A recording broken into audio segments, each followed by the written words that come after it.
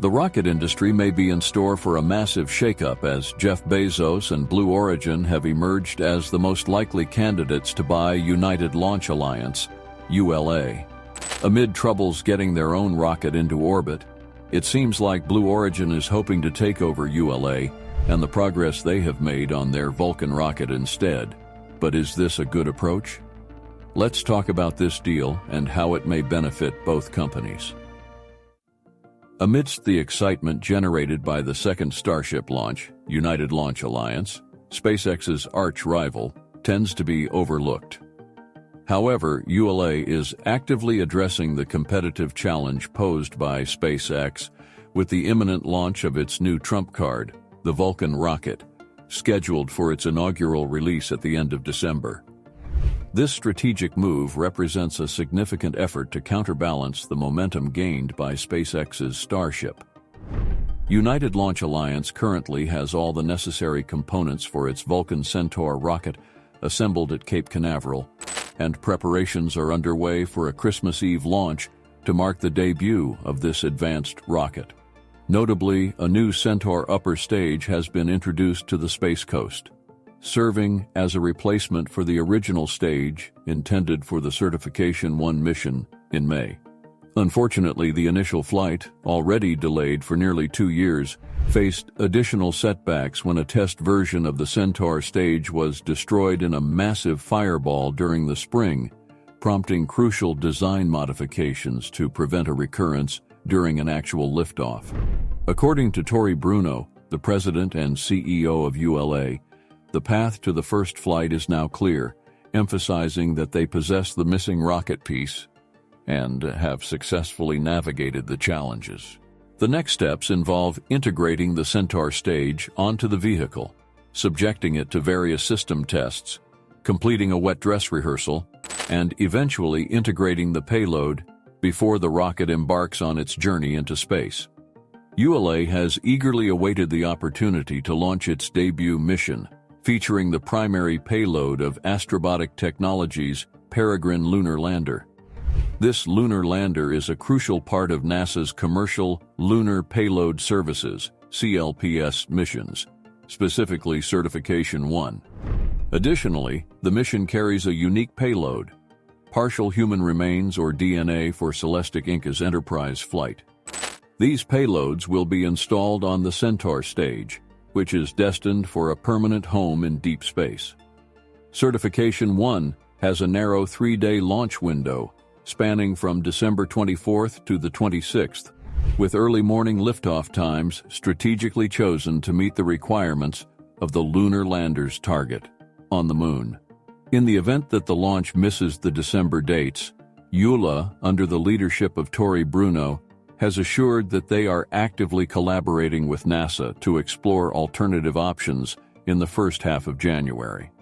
This mission holds significant importance for ULA, as it marks the first of 2 missions that must be successfully completed before the company is authorized to conduct missions for the Department of Defense.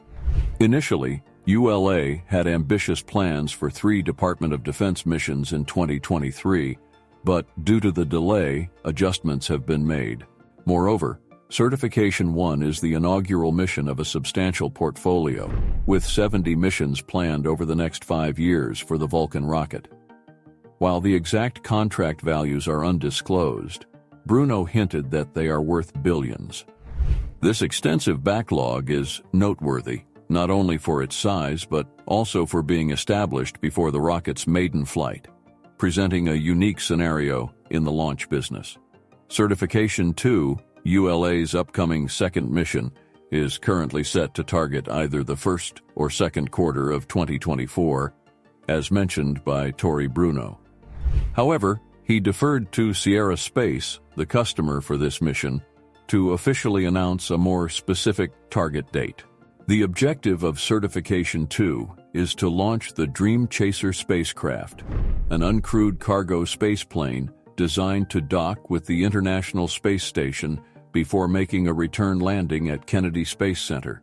This approach mirrors the process previously employed by the Space Shuttle. Despite having the launch of the Vulcan rocket scheduled and prepared, ULA faces the potential prospect of being acquired by other contractors. Bruno expressed that if someone were considering acquiring a space business, ULA would be an attractive option. He likened the situation to buying a house with all the necessary renovations completed, stating, "You're not buying a Victorian with bad plumbing, it's all been done. You're coming in at the end of the remodel, so you can focus on your future." These statements were widely and correctly interpreted as confirmation that ULA is indeed on the market for potential acquisition. There are currently 3 potential buyers vying for the acquisition of United Launch Alliance. These contenders include a private equity fund, a well-capitalized aerospace firm seeking to expand its space portfolio, and notably Jeff Bezos' own space company, Blue Origin. While the other 2 bidders are set aside for now, Blue Origin emerges as the most intriguing candidate with the highest potential to acquire ULA. Speculation about Blue Origin's interest in acquiring ULA has circulated for some time. Despite Blue Origin facing acknowledged challenges, the prospect of Jeff Bezos incorporating ULA into the plan holds significant advantages for the company. ULA was formed in 2006 through the merger of Boeing's Delta rocket program and Lockheed Martin's Atlas launch vehicle line. Over the years, it has proven to be a profitable enterprise for both aerospace giants, primarily supported by military launch contracts and substantial annual subsidies from the U.S. Department of Defense to ensure launch readiness for national security missions. In recent times, ULA's prominence in satellite launches faced competition and eventual replacement by SpaceX and its more cost-effective and reliable Falcon 9 rocket. ULA's CEO since 2016, Tory Bruno, implemented cost control measures, including staff reductions and the closure of infrequently used launch pads. However, Bruno's most significant initiative has been the development of the large-scale Vulcan rocket.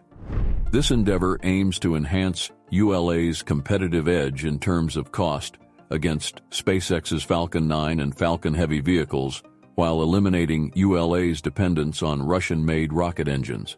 Jeff Bezos has a strategic interest in the new generation orbital rocket, as it could potentially serve as a replacement for New Glenn if that rocket faces delays. Moreover, it aligns with the launch requirements of Amazon's Project Kuiper satellite constellation. The government-assured contracts that Bezos seeks also play a crucial role in this potential acquisition scenario.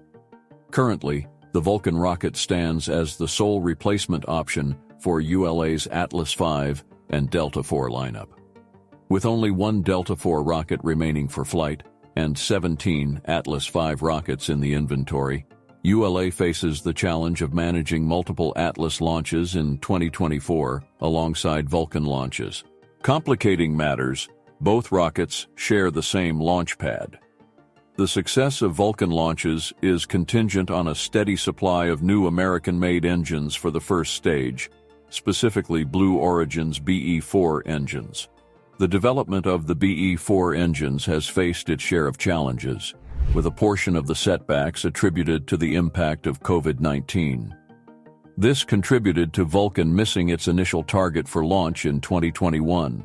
However, more than 2 years later, ULA's CEO, Tory Bruno, assures that the path to success is now clear, with no imminent hurdles.